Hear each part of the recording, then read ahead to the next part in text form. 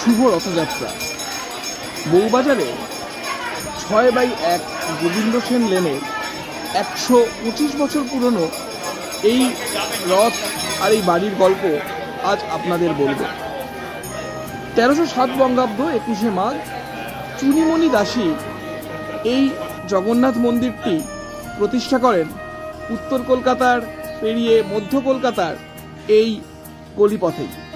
সুবর্ণ বণিকদের এলাকা হিসেবে পরিচিত এইখানে জগন্নাথ দেবের পুজোর এক আলাদা গল্প আছে।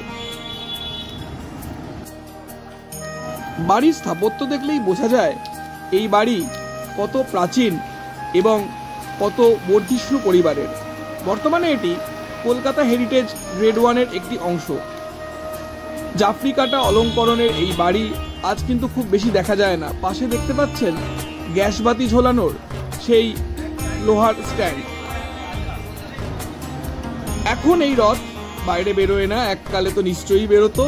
এখন বাড়ির মধ্যেই এই জগন্নাথ দেবের পুজো হয়।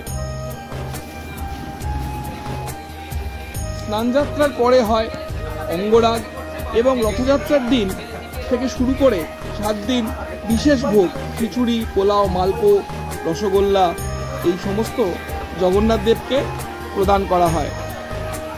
এই রথটি 5 চূড়া বিশিষ্ট এবং ত্রিতল। রথের চারদিকে আছে 4টি পুতুল, সামনে সারথি এবং 2টি ঘোড়া। রথের সারা অঙ্গে বিভিন্ন দেবদেবীর খুব অপূর্ব মনোমুগ্ধকর চিত্র অঙ্কন করা আছে। এই রথ প্রায় 20 ফুট উচ্চতার।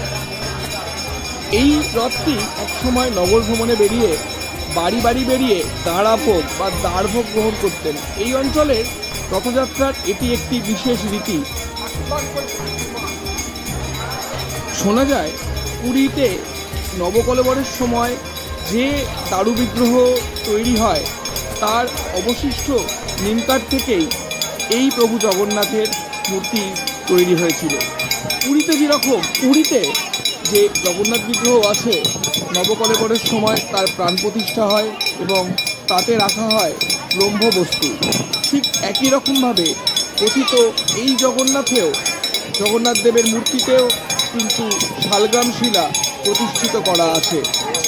এই মহাপ্রভুকে এই দিন রূপোর হাত পরানো হয়, 7 দিনের 7টি বেশ দেওয়া হয়। একদিন জগন্নাথ দেবকে বামন বেশ দেওয়া হয়, সেদিন রূপোর হাত থাকে, মাথায় হয় দেওয়া থাকে ছাতা এবং হাতে থাকে ভিক্ষার ঝুলি। যখন এই জগন্নাথ দেব রথের মধ্যখানে বসে থাকেন এবং প্রতিবেশীরা আসেন, তিনি বাড়ির অধিকর্তা হিসেবেই আসেন। এই সুবর্ণ বণিকদের জগন্নাথ পুজোর এক সুন্দর ইতিহাস আছে। সেই বিষয়ে আমরা কথা বলবো বিশিষ্ট লেখিকা সোমা মুখোপাধ্যায়ের সঙ্গে। জগন্নাথ দেবের তাহলে একক জগন্নাথ, ওনাকে পতিত পাবন বলা হয়। যেহেতু উদ্ধারক দত্ত, যার নাম দিবাকর দত্ত ছিল, উনি থাকতেন সপ্তগ্রামে। সেই সপ্তগ্রাম থেকেই আমাদের সুবর্ণ বণিকরা ক্রমশ কলকাতা বা অন্যান্য অঞ্চলে ছড়িয়ে পড়ে। এই সুবর্ণ বণিকদের ইতিহাস ঘাটলে দেখা যায় বল্লাল সেন এদের ইচ্ছাকৃতভাবে সামাজিক দিক দিয়ে পতিত করেছে। আর নিত্যানন্দের সংস্পর্শে যখন উদ্ধারণ দত্ত আসেন তখন তার নাম ছিল দিবাকর দত্ত। তার যে সঙ্গে তার ভাবান্বিত হয়ে তখন সমস্ত বৈষ্ণবরা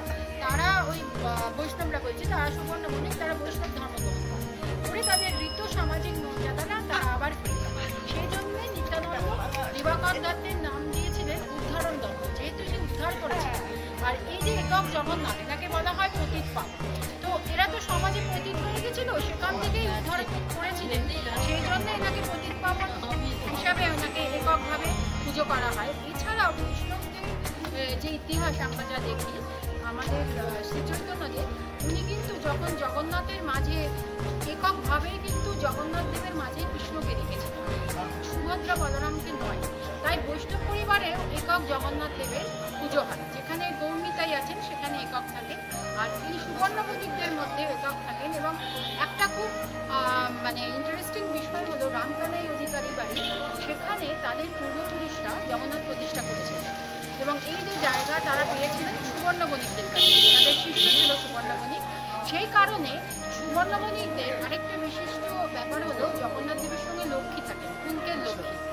তো সেই লক্ষ্মী সেইটার দ্বারা অনুপ্রাণিত হয়ে তারা তো ব্রাহ্মণ পরিবার এবং বৈষ্ণব পরিবার, তারাও কিন্তু পিতলের বিগ্রহ, লক্ষ্মী বিগ্রহ আছে তাদের বাড়িতে জগন্নাথ দেবের সঙ্গে সহাবস্থান।